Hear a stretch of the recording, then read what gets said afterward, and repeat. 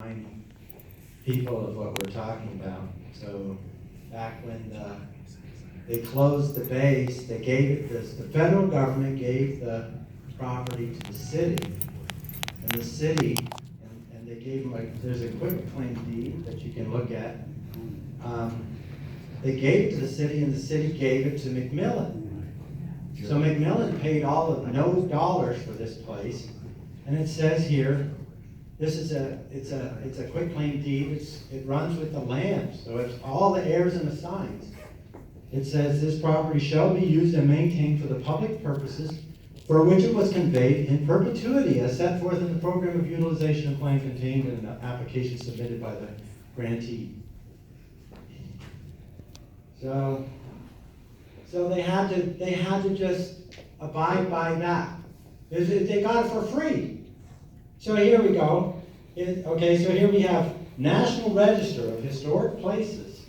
Okay, so this you can download on the internet. It says here, the North Chapel is probably the least altered of the buildings in the proposed historic district. All of the wood furniture, including the pews, pulpit, choir screen altars, organ grill, and balcony railing, were designed with the church building, as were the stained glass windows, the brick paving at the entry, and the decorative tile floors inside the entry. The building has provided a significant community function and is a notable visual landmark.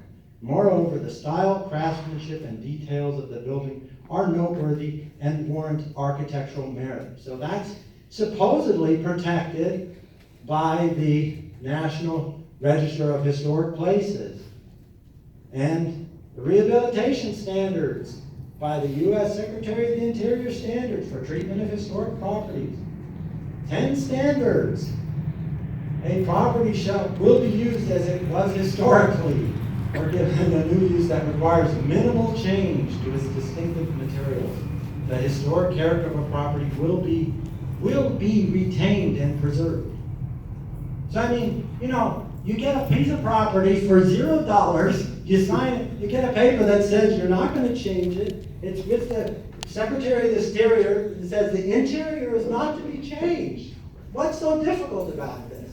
And then they say it's underutilized because they're only using it on Sunday and for weddings. Well, guess what? That's what it's always been used for. It's been historically underutilized, because I guess churches are historically underutilized.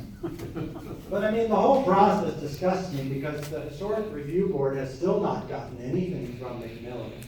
I just contacted them this evening, and they said they had nothing before them. But meanwhile, they're stopping all the people who are actually utilizing the property from any further utilization. And that's so they won't have any interested parties when they go and make a pizza restaurant or whatever so desperately needed, because there aren't enough restaurants in Liberty Station. Okay. Good point. Thanks, Ron Slade.